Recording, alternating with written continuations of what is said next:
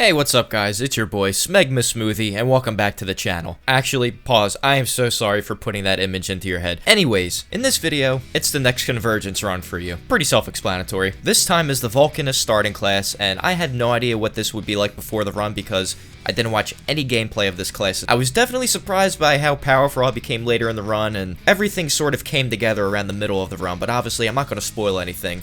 We'll get there when we get there. For now, sit back and just enjoy the video. For starters, let's talk about the locations of the spell runes. Rune number 1, the Calum Ruins, which just so happens to be right where I am currently located. Rune number 2, the Volcano Manor. If one of them wasn't located there, that would be pretty stupid. Rune number 3, up your ass and around the corner. And rune number 4, somewhere in the middle of Bumblefuck, guarded by a goofy goober named Theodorix. And as far as the weapons are concerned, I probably should have gathered all of them to try them out, but I unfortunately didn't get around to it. Now, before I went to gather my first rune, I went on my usual Erdtree Avatar crusade. The Volcanist class is focused on fire damage, so naturally, it was just a walk in the park for me. It really is simple math at the end of the day. Fire beats grass, paper beats rock, ass beats titties, you get the idea. Also, let me just get this out of the way now. I had a brain fart, and I didn't think that the Mad Pumpkinhead boss in the Calum Ruins would be guarding the first spell rune, so I didn't record the fight. But at least I remembered to record myself getting the new spells. The bar is on the floor. Now, the first group of spells that I unlocked were Burning Rancor, Familial Consumption, and Lava Spray. Burning Rancor is essentially the baby version of Rykard's Rancor from the base game. Familial Consumption is pretty cool. It's a buff I didn't really use that much, but it's great to use throughout the legacy dungeon areas on common enemies. And I had a major Mandela effect moment. I swear to God, Lava Spray is in the base game, but I looked on the wiki and it's not, so I don't know what to believe. And you know, sometimes I get lazy and I don't feel like thinking of an interesting way to transition into a boss fight. And this is one of those times. Now, despite the fact that I seemingly had everything under control at this point, that would change very quickly. I was fine when I kept Margit at a distance. And to be fair, I was doing an okay job when I had to stand up and fight him up close. Now, the issue is my brain was in second gear during the fight, so it was very easy for Margit to chip away at my health with his holy daggers. It got to the point where I had to use my final healing flask just to make sure I didn't get caught napping and die from one of his stronger attacks. Then I had a small bout of cardiac arrest to contend with when I was left with a pecker's worth of HP. But like always, your boy managed to pull through. The last 15% of Margit's health bar took me about 5 minutes to finish off because of how slow I had to play it. But a win is a win. After the Margit fight, I figured it was time to get my hands on another spell rune. I figured I would start working on the Volcano Manor assassinations because Juno Hazel is what stands between us and the third rune. I just wanted to be ahead of the curve. So I did go out of order a little bit, but there are a couple reasons for that. The first reason was so I could get my hands on some dumb, stupid drip, and the second reason was that I didn't quite feel like going through the Volcano Manor yet to get the second rune. It's not exactly one of my favorite legacy dungeon areas of the game, so I usually have to take a few deep breaths and hype myself up before I go in there. But from the third spell rune, we did get access to some bangers. Pyroclasm, Lava Blast, Rykard's Rancor, and Lava Bomb.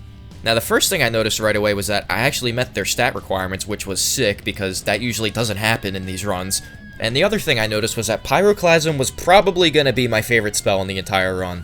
Did you see that shit? That was insane. Next, I tried fighting Rykard so I could get the Blasphemous Blade, but I quickly realized that this was just not going to happen, so I gave up. Don't worry, there's an actual boss fight coming up right now, so please, put your pitchforks and torches away and save them for something more important. This was obviously the first fight that I was able to use Rykard's Rancor, and it was going crazy stupid on Godric. The floating skull thingies don't really do that much damage, it's the exploding trails that do it. Now, Godric is a fat and slow slob, so it was really a match made in heaven with these spells. After his phase transition, I kept on spamming Rykard's Rancor because if it ain't broke, I'm not gonna fix it. I won't even know how to fix it to begin with. Now, there is one downside to Rykard's Rancor, and to a certain extent, every spell in the class. Sometimes you just can't see a fucking thing on your screen. Alright, now that's Godric down in the first keystone of the run. At this point, I was excited to get into the rest of the run. Up until this point, I didn't think things would be as fun as the Black Flame Celebrant class, but my opinion was starting to shift. After Godric was vanquished, I felt it was time to change up the weapon I was using. I was having a hard time fighting Rykard, so I didn't see myself getting the Blasphemous Blade anytime soon. I went to the Ruin-strewn Precipice with the plan to yoink the Magma Worm Scale Sword from Makar.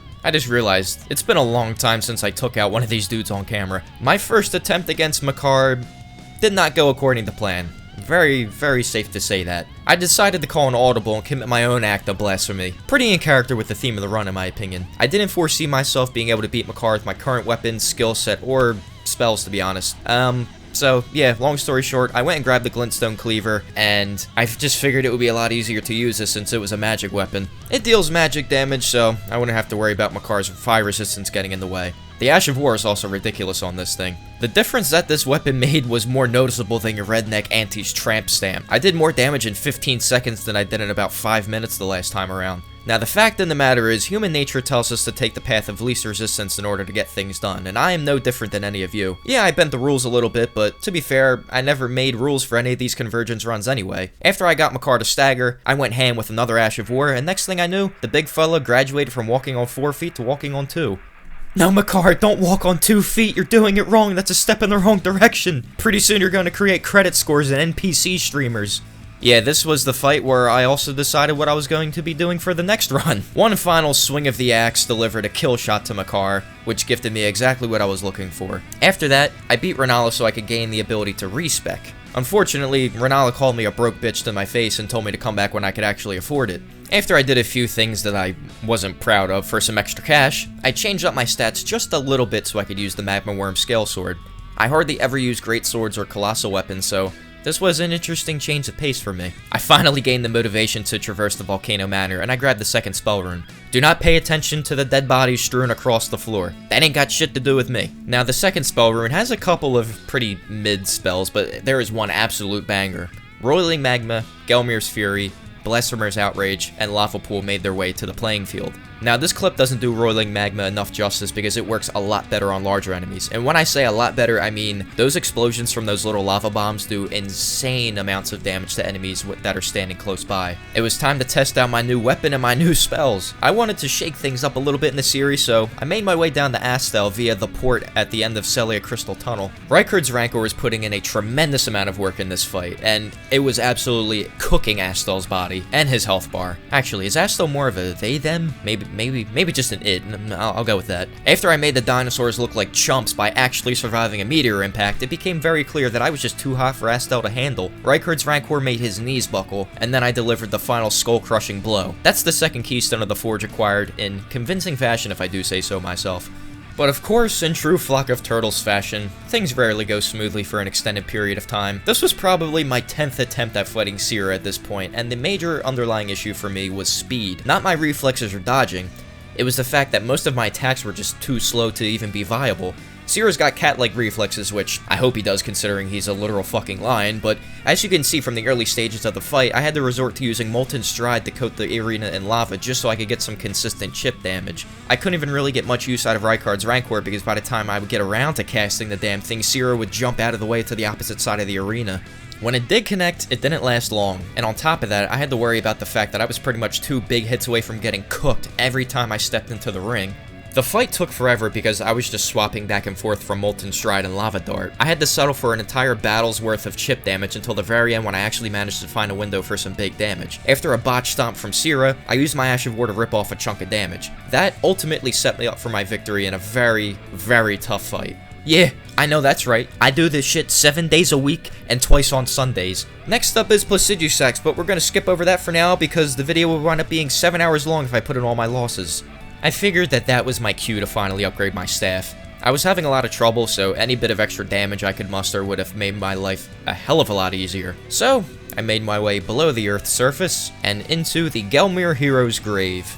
Damn, all these skelly boys really thought that they'd be slick by hanging around these corners, but little did they know that Pyroclasm is the greatest form of crowd control. I mean, come on now. Does this guy really think that I can't see him? I found a Bloodhound Knight that dropped the Gelmir Knight set upon defeat. Each piece increases faith, intelligence, and endurance as well as fire damage. Pretty cool, I'll keep this on for now. I eventually found the boss arena that contained a Red Wolf of the Champion. He may or may not have almost killed me, but I would never admit that. Beating him got me some Spirit Ashes that I will never use, but more importantly, it gave us the Lava Stone staff. And believe me, I was ready to put some work in with this thing. It was back to Placidusax. I'd gotten stuck on this fight again, and I changed around my spells and weapons multiple times to try to find some inspiration. My general skills on this fight were lacking, and I kept getting killed right after the phase transition. My strategy was to open with Rykard's Rancor, then to get to the tail and use the Magma Blade's Ash of War to build up chip damage and the stagger meter. Roiling Magma was absolutely crucial in this fight. I mentioned earlier in the video that it would turn out to be one of my most important spells, and this is the fight where it really began to show its worth for me. Now, it was time for phase 2 of the fight, and this is where I kept getting tripped up. Whenever I would try to use the Magma Worm Scale Sword, I literally couldn't get my attacks off quick enough before Plasujusax would just teleport away. Now, it seemed like the only way I was going to win this fight was with a little bit of luck. This time around, it didn't really teleport or fly away too much, so I got an opportunity to get some damage for once in my life. Roiling Magma triggered the most clutchest of staggers, and I don't even give a shit if clutchest isn't a word. I just had to find a way to emphasize how important that was. That's keystone number 3 down, so let's get on with the rest of the video, shall we? After I vanquished the Dragon Lord, I went back and I actually defeated Rykard, which meant I had access to the Blasphemous Blade now. It's a very basic weapon, and it wasn't exactly a priority to use. I treated it like a condom. I probably won't have to use it, but it's good to have on me just in case. We are now at the point in the video where I pay a visit to that goofy goober Theodorix that I mentioned at the start. I actually hadn't fought him since my first ever playthrough of Elden Ring, and it looks like I still won't be able to count a second fight against him. Reason being, I don't think it would be fair to old Theodore here. I was just up on the cliffside launching my silly little magma bombs, and he couldn't do a damn thing about it. Yeah, this was it. This was the entire fight. There's no point even talking about the second phase other than the fact that it basically confirmed Theodorix's status as a Scrub Lord. From the 4th and final Magma Rune, I gained access to Inferno, Magma Missile, Vortex of Igle, and Embrace the Devourer. Vortex of Igle looked like it was going to be the most exciting one right from the get-go because I assumed it would basically give me the same power that Rykard gets in his second phase when all of those little flying skull boys chase after you and make your life a living hell. Magma Missile just looked like a beefed up version of Lava Dart, so I knew that that would come in handy eventually. Inferno didn't really catch my eye, but when I saw the effects of Embrace the Devourer, I did a double take. Once you cast the spell, the effect never expires, and for every enemy you kill, you get an additional 1% HP, FP, and SP, and you can stack that effect up to 10 times. So that means before a boss fight, you can take out 10 common enemies and then walk into the fight with a free buff that lasts for the entire battle. After I unlocked all those spells, I had to try them out, of course. Magma Missile was way more than a beefed up version of Lava Dart. That shit just looked absurd. Vortex of Igle is what I imagine it would look like if the gates of hell ever opened up and all those crusty little satanic demons got released into the world. All those flaming skulls were on the test dummy like flies on shit. And Inferno, don't even get me started on that. That shit spews out a ton of those magma bombs that made Roiling Magma such a valuable spell. Overall, I think the final group of spells gets a 10 out of 10. After collecting all my spells, I went back to Rykard's corpse and commandeered the consort set from Tanith. Each armor piece provides a boost to intelligence and faith, and it clearly lends itself to a spellcaster setup. My plan was to focus more on using spells in the final fight against the Elden Beast, so I just wanted to prepare for that. Next up is Malekith, and I decided to be a little bit of a silly Billy and do this fight with spells only.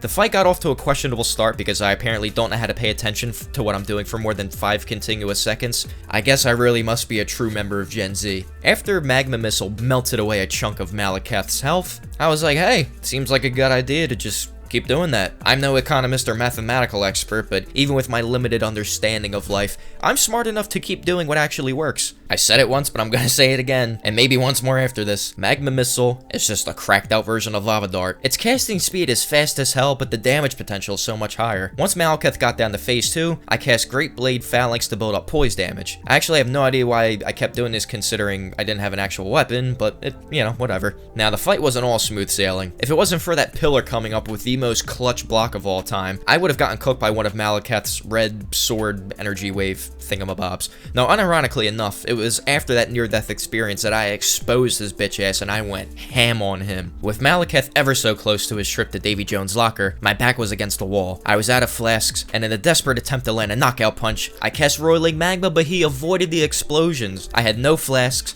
no FP, no bitches, and no way of knowing if I would win. The longer the battle went on, the less chance I had at survival. I regenerated just enough FP to use a Magma Missile, but again, it wasn't enough to finish off the fight. My only hope was to have absolutely perfect dodges and build up my FP for one more attack. In the end, it actually took me 2 more attacks, but I wasn't going to make that much of a fuss over it given the circumstances. That's Malekith down, and now the real fun begins. It was time to head into the capital and face my enemies head on. Now at this point, I decided to use the Blasphemous Blade, and I was just one-tapping fools left and right. The carnage didn't stop once I got to Sigurd. I opened up with an Ash of War, and next thing I knew, I was already near the finish line. Yeah, that was slightly exaggerated. The fight was a little more complicated than that. Either way, I won't be showing the complications because I have an image to uphold, albeit a slightly more irrelevant one given the size of the channel. Speaking of which, if you liked the video so far, don't be afraid to drop a like. Margit is up next, and judging how the fight opened up, you may think that this was going to be a rough one for me. If you were under that assumption, I can't really say you're wrong because it's very common for me to go through phases where I play like I've got about 3 functioning brain cells and a similar number of wrinkles in my brain. Oh yeah, by the way, this fight was probably the quickest one in the whole run. Once he started his phase transition, I figured I could get some decent damage off, but I didn't think it would turn into me just frying his health bar like that. Poor guy didn't even live long enough to tell me what his plans were for the weekend. Now we take on the fire giant. As you can imagine, fighting against the boss with the most health in the game, I think, who just so happens to have a huge fire resistance to fire, wait what? Means that this fight took a fucking century to finish. I swear, I think a horny tortoise on Viagra could finish faster than the amount of time it took me to beat the fire giant. This fight had its fair share of near-death experiences too. My balls were in my throat during this sequence of attacks. Wait, yeah. I have just been informed by my legal team that the proper expression for that scenario would be to say that my heart was in my throat, not my balls. Balls in my throat is just gay. There's no other way to get around that. Yeah, I think I'm just gonna hold the L on that one. You know, I got really upset because I tried to pull off several cheeky plays with roiling magma, and this motherfucker would just roll out of the way at the very last minute before the explosions. God, don't you just love it when bosses survive with a pube hair's worth of health? It's fine. I took care of it. It only took me about 20 minutes, but I took care of it. The most important meal of the day. Serving it up Gary's way. Blah. Scarred old buddy, old pal. I once again look forward to a merry joust with a worthy adversary such as yourself. Just kidding. I'm not looking forward to this fight at all. I actually hate this man with a burning passion. At some point, I did manage to find the winning combination, and the most important thing that I found out was I just had to stop playing like a scared little baby and just put my foot down. Scarred launches a beam of energy towards me with his sword? No big deal. I just reply with my own as well as several magma missiles. Then I had to string together a series of dodges while not displaying any signs of panic whatsoever. Now this was definitely the best fight I've ever had against Scarred. In my first ever run with the Underworld Mage, I just cheesed my way through the fight with all the Cragbolt mines. But this time around was different. It was just a pure display of skill and willpower. The willpower being needed to not launch my controller out the window at some unwary bystander on the street. But luckily that wasn't needed. Good fight. Godfrey is next, and boy was I feeling good about this one. I had a feeling that I would have ample opportunities to use some of my best spells in this fight, and I wasn't wrong. I opened the fight with Vortex of Eagle, and it looked like something I could have some success with. I used that a few more times to build up some chip damage. I used Magma Missile whenever Godfrey was slightly immobile, and before I knew it, I was already into the second phase. The fight was painfully easy this time around, but do not let him hear me say that. I don't want to jinx myself for the next run because I know damn well he'll beat my ass. Yeah, see you later, pal. You're going to hell for locking your son's way underground. The final battle against Radagon and the Elden Beast was definitely a true final test. It didn't go as smoothly as I first anticipated. Radagon could easily block most of my spells, and Roiling Magma wasn't very viable considering how sporadic Radagon's movement can be. I even switched back to the Molten Sword because I needed something with quicker attack animations. Against the advisory of my counsel, I did manage to use Inferno, but without dying, and it contributed just a smidge to the overall fight. It almost cost me my life, but what's life without a little bit of excitement every once in a while? I found that my best opportunity to inflict a large amount of damage was during Radagon's reenactment of what Tyreek Hill did to his son. Unlike Tyreek's son, however, I was able to incapacitate my would-be assailant and prepared to take on the Cosmic Schlong afterwards.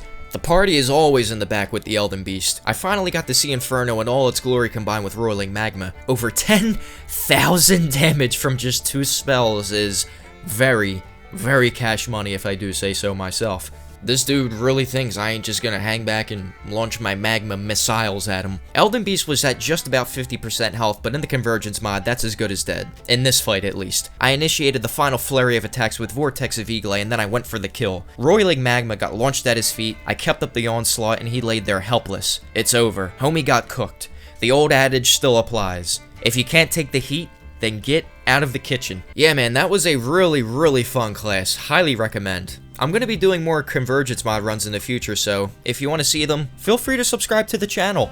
I wouldn't complain. Well, ladies and gents, that concludes this installment of Elden Ring's Convergence mod, brought to you by yours truly, Flock of Turtles. I hope you enjoyed the video. If you did, then I did my job. If not, I'll just go fuck myself then, I guess. Take care, and see you next time.